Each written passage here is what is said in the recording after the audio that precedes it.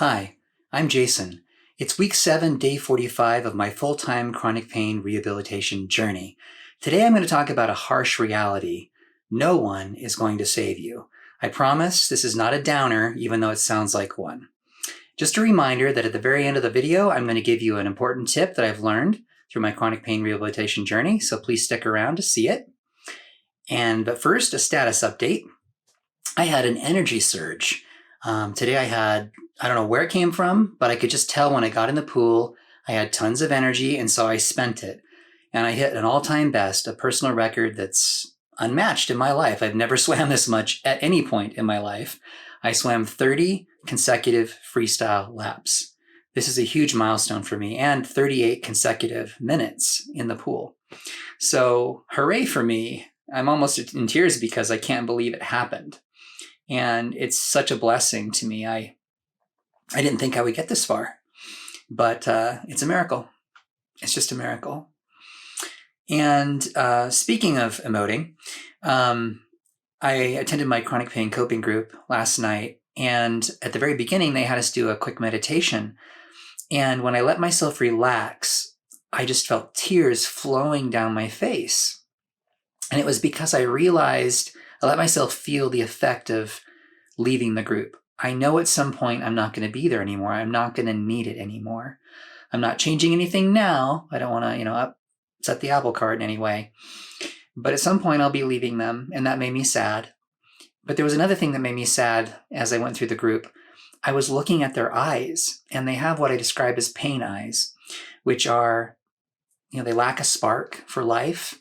They're weary, they're defeated, they're tired. And I wanted so badly to save them. And I know I can't, but I want to help put the spark back in their eyes so they want to be alive and they feel like life's worth living. I'm not trying to put words in their mouths. I don't know exactly what they're feeling, but their eyes were deadened and I wanted to wake their eyes up so badly. And when I do leave the group, I'm going to share this video channel with them, and I'm going to evangelize very strongly about the importance of psychedelics in turning the lights back on in your mind and making you want to live again, because that's the effect it had on me. If there's any chance it can have that effect on them, I want them to have that experience. All right, back to the topic. Here's the harsh reality. You have to save yourself. Nobody else is going to do it for you. Now, I know that sounds grim, but it's actually liberating. And the reason it's liberating is because it puts you in the driver's seat. You have the power to make this happen.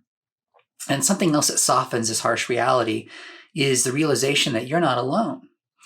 I believe in God, and I know even if you don't, you might believe in some kind of higher power or purpose in life, some spiritual dimension to reality. There's that. There's also family. There's friends, although your friend list might be depleted like mine was.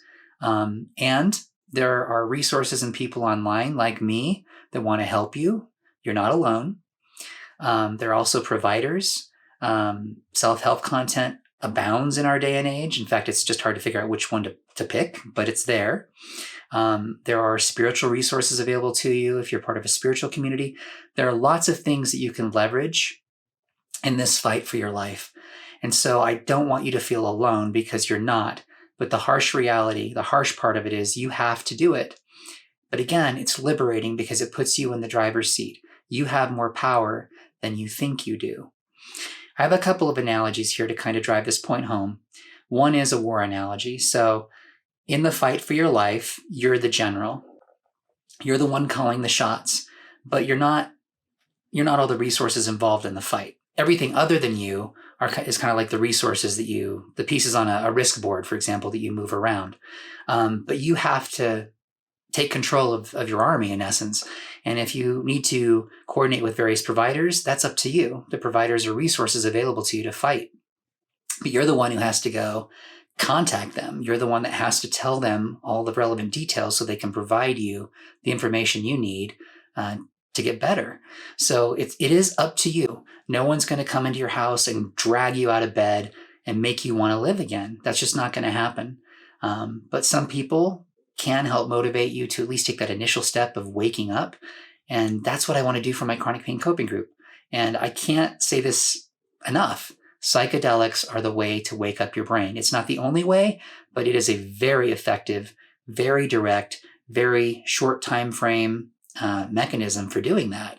So if you can do nothing else, find a way to get ketamine or go to an ayahuasca ceremony and wake up your mind and then take control of your army. You are the general. Another analogy I came up with is an orchestra analogy. In the orchestra, you're the conductor.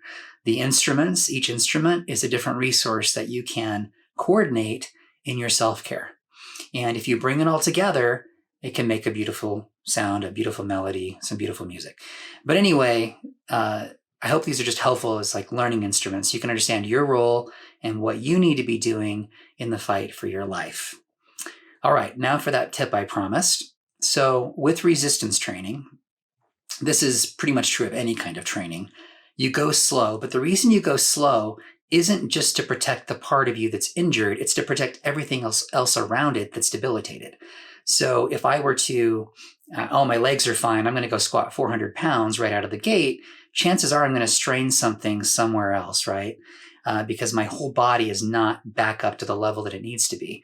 And so if you're doing resistance training, for instance, you want to go slow so that as you're working out your triceps, like I was today, you don't feel something weird in your neck. If you're pushing down too much weight and you can't handle that with your triceps, you're going to engage other muscles. You might strain your neck. I felt a little twinge, so I downed the weight and I was a little more careful. That's just an example of what you can do to prevent injury and realize why you're not pushing yourself as hard as you think you can. It's because other little areas, other little creaky corners might start talking to you, might pipe up and make some noise, and you could hurt yourself, and that delays your recovery. Fighting for your life means taking charge of your self-care. Only you can marshal the resources necessary to win your fight. Are you waiting for someone to rescue you? Why don't you believe you can take command of your self-care? Please leave your thoughts in the comment section, and don't forget to subscribe.